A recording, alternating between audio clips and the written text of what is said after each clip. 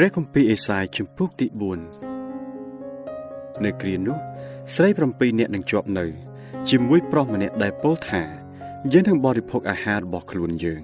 ហើយនឹងរកប្រដាប់ស្លៀកពាក់ដោយខ្លួនយើងដែរសូមតែឲ្យយើងបានឈ្មោះជាប្រពន្ធរបស់អ្នកចោះដើម្បីនឹងដោះសេចក្តីដំណេលពីយើងចេញនៅគ្រានោះខ្នែងរបស់ព្រះយេហូវ៉ានឹងបានជាល្អប្រពៃ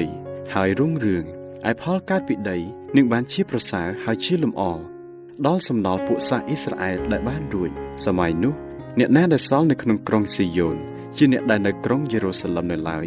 នោះនឹងបានហៅជាអ្នកបរិសុទ្ធគឺគ្រប់ទាំងមនុស្សក្នុងក្រុងយេរូសាឡឹមដែលមានឈ្មោះកត់ក្នុងពួកមនុស្សរស់ក្នុងការដែលព្រះអង្គម្ចាស់ទ្រង់បានលាងជម្រះគ្រឿងលាមករបស់ពួកស្រីៗក្រុងស៊ីយ៉ូនចេញហើយបានចម្រាញ់សម្អាតឈាមនៅក្រុងយេរូសាឡឹមពីកណ្ដាលទីក្រុងទៅដោយអំណាចនៃសេចក្តីយុត្តិធម៌និងអំណាចនៃភ្លើងឆេះបន្សោះព្រះយេហូវ៉ាទ្រង់នឹងបង្កើតឲ្យមានពពកនិងផ្សាយនៅវេលាថ្ងៃហើយភ្លើងក៏ឆេះបំភ្លឺនៅវេលាយប់ពីលើទីលំនៅទាំងមូលនៃភ្នំស៊ីយ៉ូន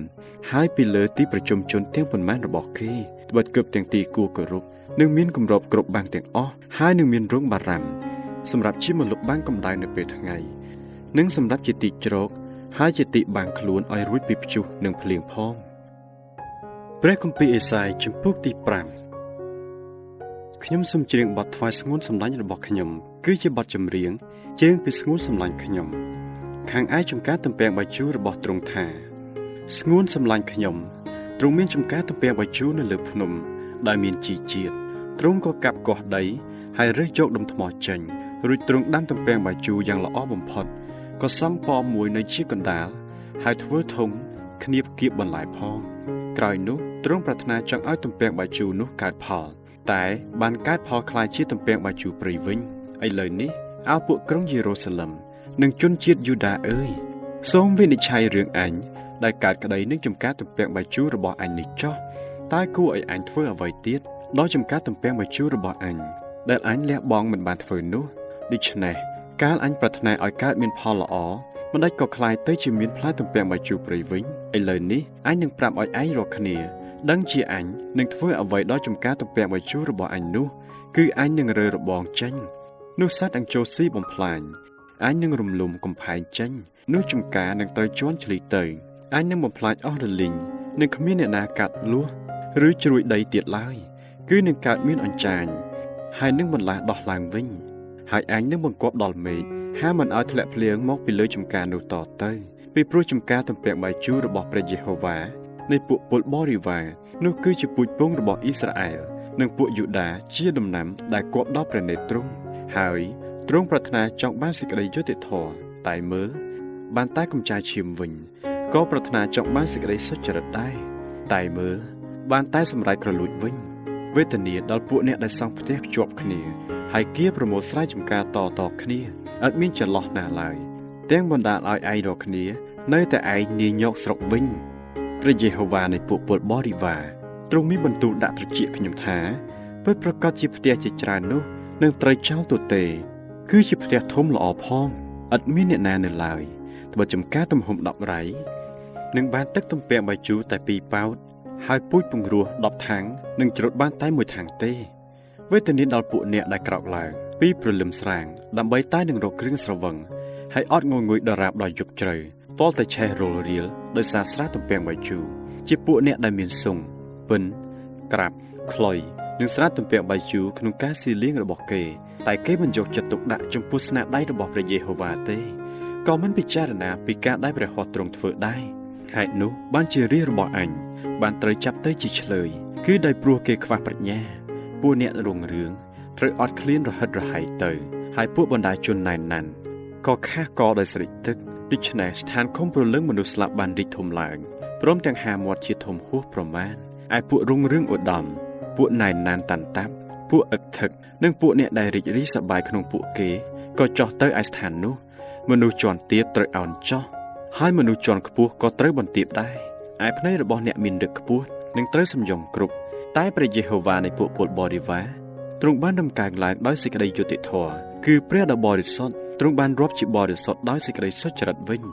នៅគ្រានោះកូនជៀននឹងរកស៊ីនៅគ្រប់កន្លែងដូចជានៅវាស្មៃរបស់វាឯមនុស្សដទៃគេនឹងត្របាក់លេបទ្រព្យសម្បត្តិបាក់បាយរបស់ពួកអ្នកស្តុកស្ដំ វេទនាដល់ពួកអ្នកដែលអូសទាញសេចក្តីទុច្ចរិតដោយខ្សែជាសេចក្តីភូតភរហើយអំពើបាបដោយខ្សែលៀមរទេះជាពួកអ្នកដែលថាចូលឲ្យទ្រង់ប្រញាប់ឡើងឲ្យទ្រង់បង្ហាយការឲ្យឆាប់ចុះដើម្បីឲ្យយើងបានឃើញនឹងភ្នែកចូលឲ្យគំនិតរបស់ព្រះដ៏បរិសុទ្ធនៃអ៊ីស្រាអែលចូលមកជិតហើយមកដល់ចុះឲ្យយើងបានស្គាល់ផងវេទនាដល់ពួកអ្នកដែលរាប់សេចក្តីអាក្រក់ថាជាល្អហើយសេចក្តីល្អថាជាអាក្រក់វិញជាពួកអ្នកដែលយកសេចក្តីងងឹតជាពន្លឺហើយយកពន្លឺជាងងឹតក៏យកសេចក្តីជូរចត់ជាផ្អែមហើយយកផ្អែមជាជូរចត់វិញវេទនាដល់ពួកអ្នកដែលរាប់ខ្លួនថាជាមានប្រាជ្ញាហើយស្មានថាខ្លួនគេមានគំនិតស្រួចវេទនាដល់ពួកអ្នកដែលប៉ិនប្រសប់និងផឹកស្រាទំពាំងបាយជូរនិងអ្នកដែលខ្លាំងពូកែក្នុងការលាយគ្រឿងស្រវឹងជាពួកអ្នកដែលស៊ីសំណូកដើម្បីរាប់មនុស្សអាក្រក់ថាជាសុចរិតវិញហើយដកសេចក្តីសុចរិតរបស់មនុស្សសុចរិតចេញហើយដូច្នោះបែបដូចជាអណ្ដាតភ្លើងឆេះបន្សោះចិញ្ច្រាំងហើយស្មៅក្រៀមស្រុតចោះក្នុងភ្លើងយ៉ាងណានោះឫសរបស់ពួកអ្នកទាំងនោះនឹងបានដូចជាអ្វីដែលពុករលួយហើយផ្ការបស់គេនឹងហុយឡើងដូចជាធូលីយ៉ាងនោះដែរត្បិតគេបានលះចោលបញ្ញត្តិច្បាប់របស់ព្រះយេហូវ៉ានៃពួកពលបរិវារព្រមទាំងមើលងាយចំពោះព្រះបន្ទូលរបស់ព្រះដ៏បរិសុទ្ធនៃសាសអ៊ីស្រាអែលផងហេតុនោះសេចក្តីខ្ញាល់របស់ព្រះយេហូវ៉ាបានឆេះឡើងទាស់នឹងរាជនៃទ្រព្យហើយទ្រង់បានលូកព្រះហស្ថមកវាយគេឯភ្នំទាំងប៉ុន្មានក៏ញ័រហើយខ្មោចគេបានត្រឡប់ដូចជាសម្រាមនៅកណ្ដាលផ្លូវទាំងប៉ុន្មានទោះបីយ៉ាងនោះក៏ដោយគង់តែសេចក្តីខ្ញាល់របស់ទ្រង់មិនទាន់បែកចេញទាំងអស់ទៅដែរគឺព្រះហស្ថទ្រង់ចាស់តែលូកមកទៀតទ្រង់នឹងលើកទង់ជ័យរបស់ពួកសាសដែលនៅទីឆ្ងាយហើយនឹងហួយហៅឲ្យមកពីចុងផែនដីនោះពួកខ្មាំងនឹងខំសង្វាតមកដោយប្រញាប់ឥតមានអ្នកណាមួយអស់កម្លាំងឬជំពប់ជើងឡើយឥតមានអ្នកណាមួយងប់ងុយឬដេកលក់ក៏ឥតមានអ្នកណាមួយបន្ធូរខ្សែក្រវ៉ាត់ឬស្រែកខ្សែស្បែកជើងដែរជាពួកអ្នកដែលមានព្រួញមុតណាស់ហើយធ្នូទាំងអស់ក៏ដំឡើងជាស្រេចឯក្រចកសេះនោះនឹងបានរាប់ជាថ្មភ្លើងហើយកងរទេះរបស់គេក៏ដូចជាខ្យល់គួចសូរសន្ធឹករបស់ពួកនោះនឹងបានដូចជាសូរក្រហមរបស់មេសឹងគេនឹងក្រហមដូចជាកូនសឹងគេនឹងក្រហមហើយចាប់រំពាយកទៅឥតមានអ្នកណាជួយឲ្យរួចបានឡើយនៅគ្រានោះគេនឹងក្រហមដាក់ពួកអ្នកទាំងនោះឲ្យលឺដូចជាសូរក្រំក្រែងនៃសមុទ្រហើយបើអ្នកណាមើលទៅក្នុងស្រុកនោះនឹងឃើញមានតែងងឹតនិងសេចក្តីវេទនាទូទេហើយពន្លឺដែលនៅលើមេឃនឹងងងឹតសូន្យទៅដែរព្រះគម្ពីរអេសាយជំពូកទី6នៅឆ្នាំដែលស្ដេចអូសៀសទ្រង់បានសុគតនោះខ្ញុំឃើញព្រះអម្ចាស់ទ្រង់គង់លើបល្ល័ង្កនៅទីខ្ពស់ហើយបានរំកើងឡើងឯរំភីព្រះពស្ត្រទ្រង់សាយមកពេញក្នុងព្រះវិហារនៅពីលើទ្រង់មានពួកសេភីមគ្រប់គ្នាមានស្លាប6ក៏បាំងមុខដោយស្លាប2បាំងជើងដោយស្លាប2ហើយប្រើ2សម្រាប់ហើមួយបន្លឺទៅកាន់មួយថាបរិសុទ្ធបរិសុទ្ធគឺព្រះយេហូវ៉ានៃពួកពលបរិវារទ្រង់បរិសុទ្ធ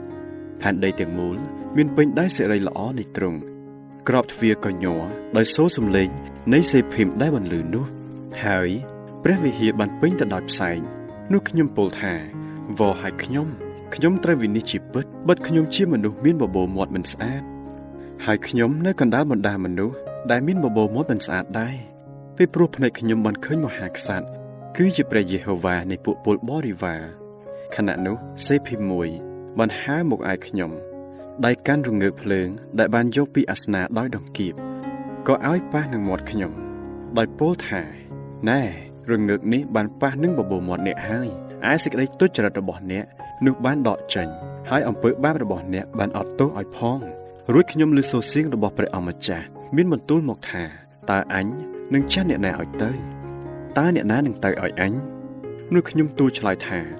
ទូលបង្គំនៅឯនេះហើយសូមចាត់ទូលបង្គំចោះរួចទ្រង់មានបន្ទូលតបថាចូលទៅប្រាប់ដល់ជនជាតិនេះថាចូលឯងរាល់គ្នាស្ដាប់ចោះតែឥតយល់ហើយមើលងាយផងតែឥតដឹងឡើយ